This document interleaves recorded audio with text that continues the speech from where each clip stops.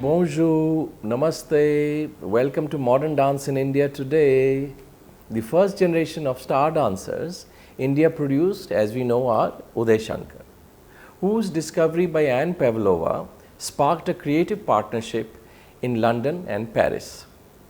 Soon, Shankar returned to India to set up his own dance company and engage many, including musicians like Baba Alauddin Khan Sahib, Timir Baran, and Vishnudas Shirali to create everlasting works. His younger brother, Ravi Shankar, distinguished himself later as a world-class sitarist. In classical dance, Ram Gopal of Bangalore put three classical dance forms, Bharatanatyam, Kathak and Kathakali, on world map.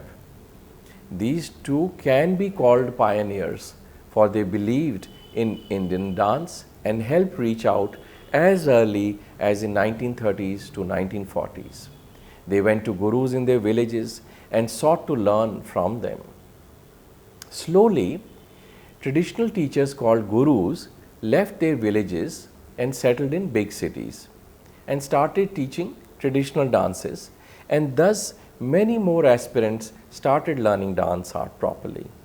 In Madras alone, Chennai as we call it, in the 1940s, the fountainheads of Bharatanatyam dance could be found in the 40s through the 60s.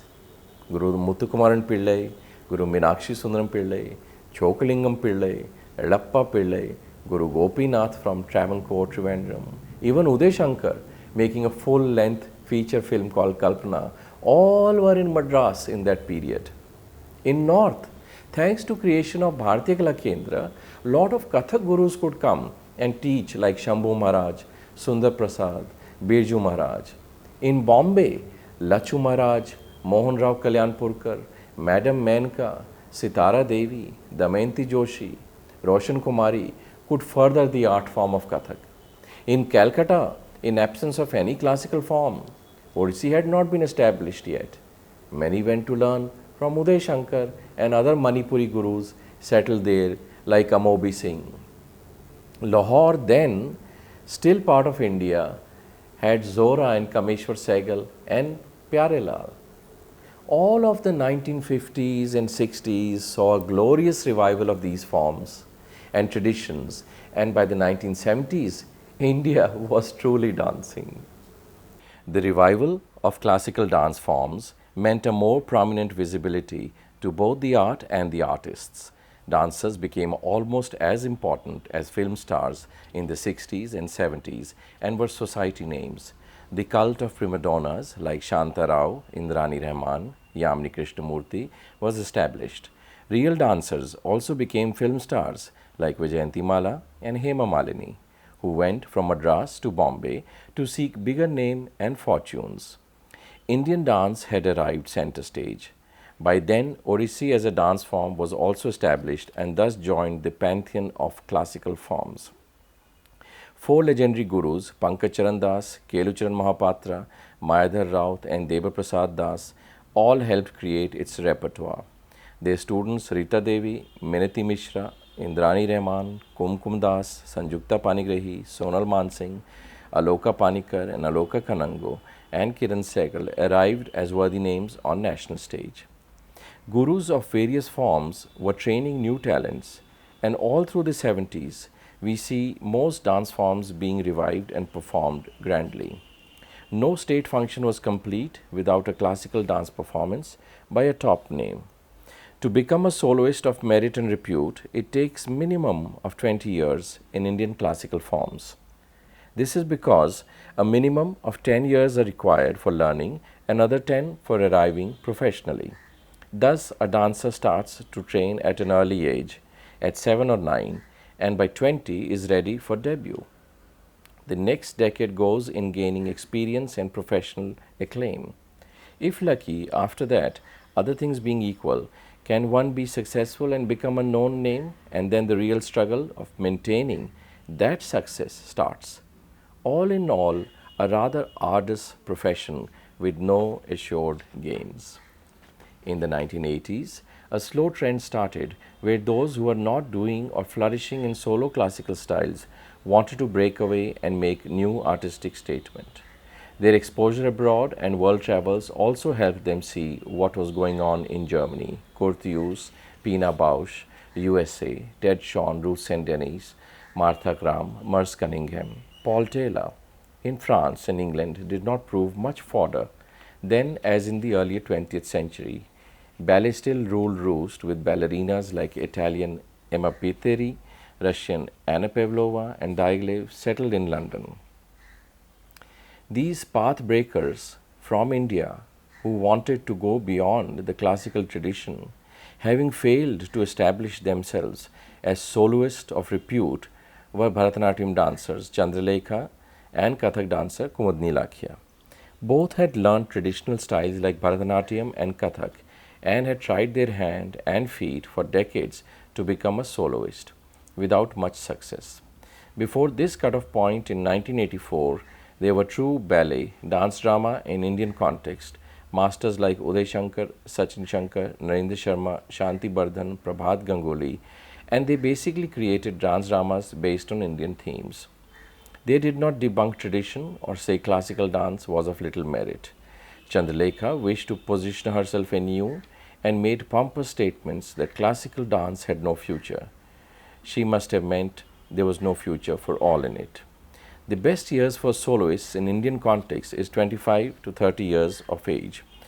Unlike in Western ballet traditions where body is central to dance, in Indian classical forms, the soul, the spirit is the key. Body or shape and size of it is almost secondary, though it helps to have a finely tuned dance body. We have had cases of aging, heavily set dancers, bald men, but they all were respected as great gurus and legendary dancers. In 1984, a German bureaucrat called George Lechner posted at the Max Miller Bhavan in India and married to dancer Sonal Mansingh, who had left Bharatanatyam for Odissi, decided to initiate and host a platform for all those who felt Indian classical dance was a dead end and needed new winds to blow. He hosted the first East-West encounter in Bombay and invited all those dancers who needed a new platform. The new breakaway lot of Chandralekha and Kumudni Lakhia wanted to make an artistic statement that was Indian in nature but not entirely classical in body or form. The simplest route was to take the form they had been taught and use features or elements from it. So they both created group works and thus the energy of soloists was magnified. Both succeeded somewhat because in mid-80s the climb was right for experimentation. India had arrived internationally and new statement in art was welcome after all reviving of tradition had been sort of attended to. Both also had limited success because their students did not have same strong foundation in any classical form. Thus this style could be cloned but not grow beyond a point. While Chandralekha's success was short-lived and in her end years she was lampooned with her promoters wanted to put her on par with the Pina Bausch of India label, Kumudni was smarter to create a corpus of students who can continue her work, though owing to her personality and temperament, few wished to stay and work with her. Her prime student Daksha Seth, the best creative choreographer of India today, has branched off on her own and now stays in Kerala and creates her artistic work far from the maddening crowd. Maulik Shah and Ipsita stay in Ahmedabad, the same city where Kumudni Lakhia is based, but have branched off to do their own thing. Aditi Mangal Das too has left Ahmedabad and lives and works in Delhi. Lechner tried to duplicate the encounter in 2001 again in Bombay, but by this time the movement of avant-garde dance was truly dead, and even cosmopolitan audiences of Bombay walked out of Chandralekha's last work, Sharira, which was soft porn in appeal. Indian audiences said, no, thank you. In the 90s, the art of the solo dancers was slowly getting replaced with group art. This happened because of several reasons. Real gurus or master teachers who taught for love of art and not just money were declining. Real students who loved art more than their own glory were fewer. Patronage systems have not kept with growing volume of dancers, and the state fortunately has no evident cultural policy because India is the size of Europe with bigger population and diversity which no one policy can contain. Group dancers also give a sense of variety and opportunity for more to dance. It also covered up the individual lack of mastery over one idiom, as the strong classical foundation was missing. All in all, a dilution of tradition took place.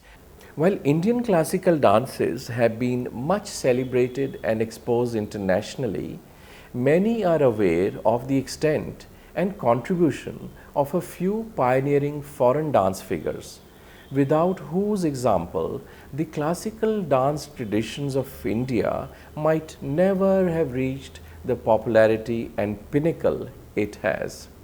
Forms like Odissi, Chow, or even martial arts like Kalari and Thang Ta, so much in vogue today, were not even known to mainstream India.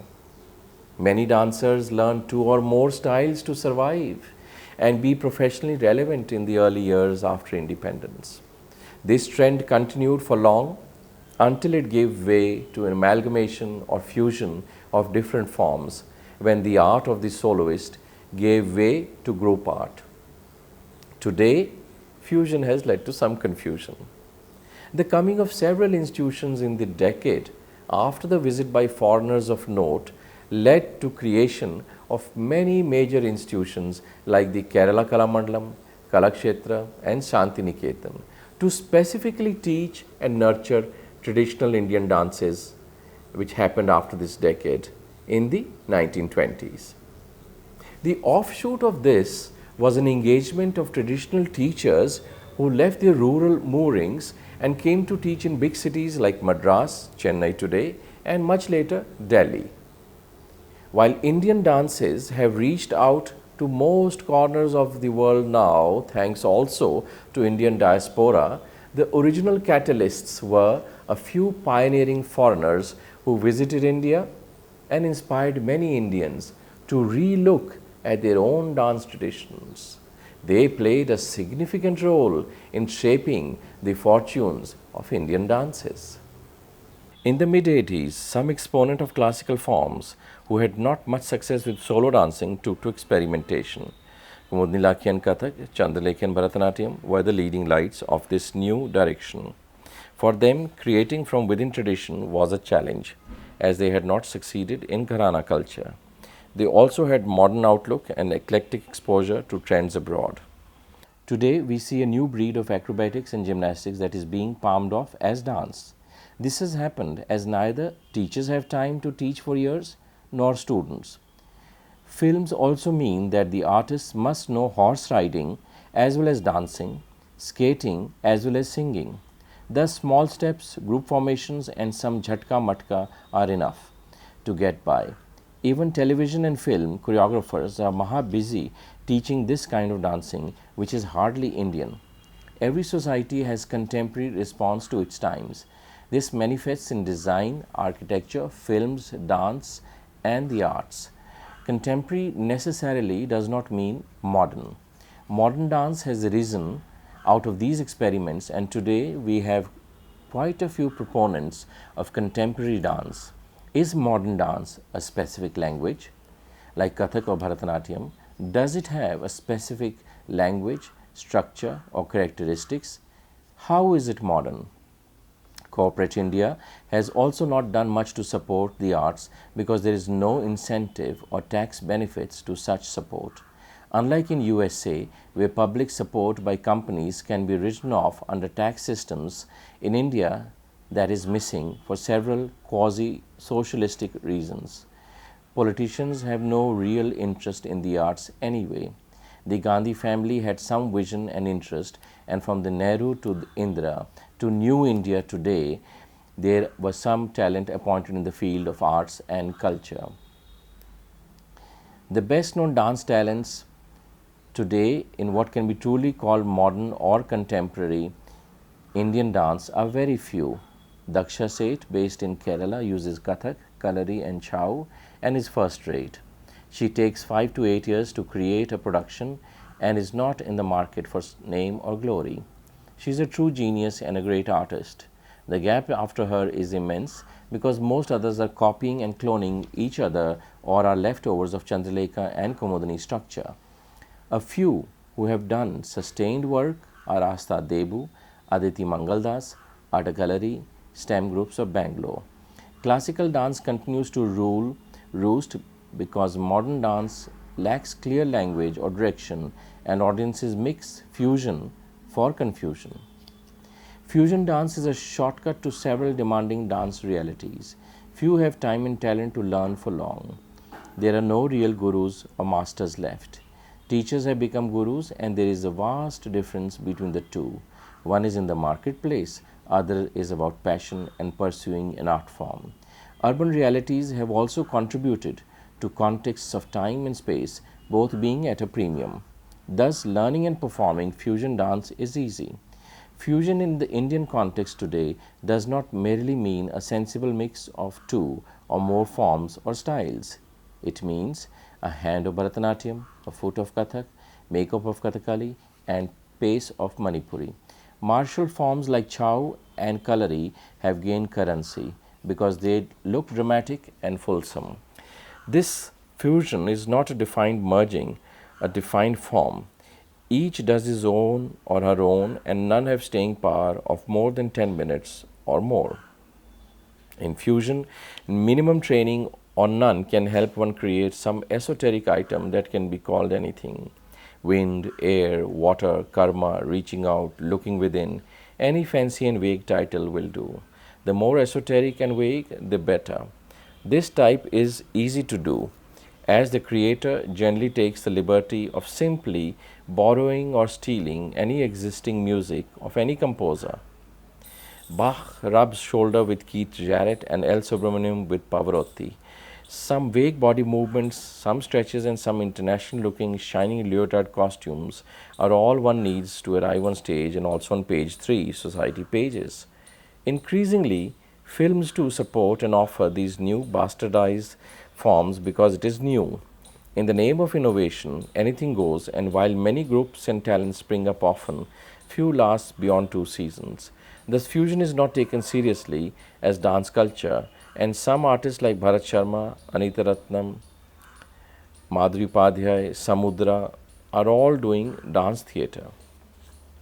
But with more than 10 years of this new genre of dance fusion, many in the audiences still wish to see the pure traditional forms and their beauty. After 10 years of this new genre, fusion, many in the audiences wish to return to pure traditional form and their beauty. Thus, it is always a delight to see an Alarmil Valli, who ranks supreme as Bharatanatyam talent of today, followed by a host of wannabes. None have the staying power, the brilliance of the form, and the beauty of art like her. Leela Sampson, Malvika Sarukai, Satyanarayan Raju, Urmila Satyanarayan show seriousness of purpose. In Odissi, there is a big gap between generation last, Sanjukta Panigrahi, Aloka Panikar and Kiran Sehgal, and generation next. And by default, it is filled by Madhvi Mudgal, whose aesthetics are high but dance appeal bit cold. Good lights and costumes can enhance, but not entirely make up for beauty and depth of our classical dance. Shamila Biswas of Calcutta is slowly emerging as someone with a difference in Odissi. The Protima Bedi students of Nityagram in Bangalore have mastered the art of presentation and are successful abroad with dramatic lights and poses. At home, this novel institution, Pratima, created on the lines of traditional Gurukul art hermitage, is part of history.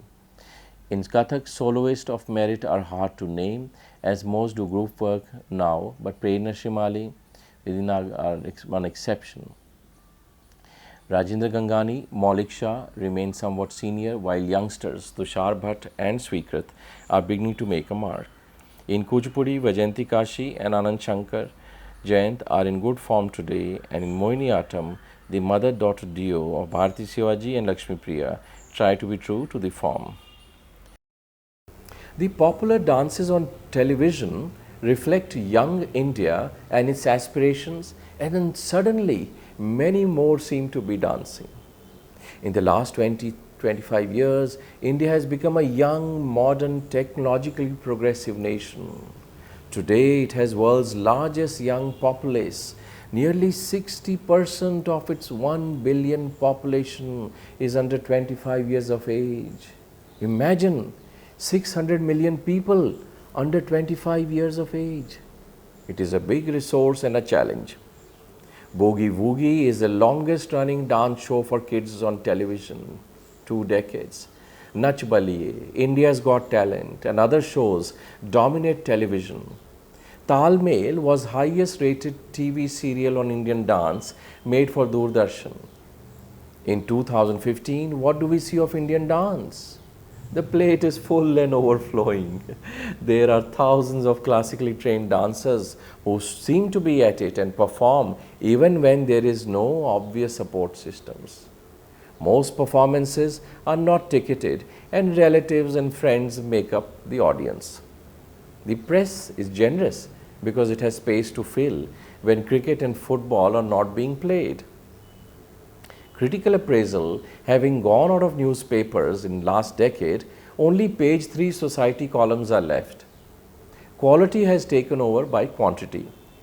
Classical dance being always marginalized in most societies, Indian dances are no exception. Audiences are limited, though committed. Big cities, and that means minimum of 10 million people, are busy teaching, projecting, propagating dance forms, and while many parents desire their children learn some art form, especially in South India, the insular and civilized part of India, the lack of professional avenues make it difficult to pursue it as a career.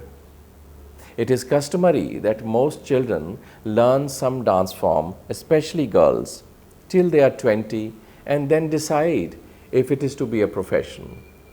Pushy parents seeking social esteem and better marriage prospects also encourage their daughters to learn, so if nothing else, it helps them in deportment, social graces, and confidence levels. Once married, family and responsibilities take over. 90% of those who learn for 5 to 10 years between ages 10 and 20 never take to stage professionally. Dance is a calling, not just a career. Thus, what is modern in India today? Fusion or in confusion? If one sees the variety of possibilities, what emerges are 3 trends: using classical forms in new ways, using technology and creativity on old forms, and 3, innovating, devising new body languages. Thus, unlike the West, where modern is a complete break from the past, in India that's not possible totally, as our heritage is important and we are not fighting it. We also have learned to live with many invaders and their cultures in the past 1,000 years. So in India, there is no clash of civilization, but a fusion. Modern for Indian dance is acceptance of past and future.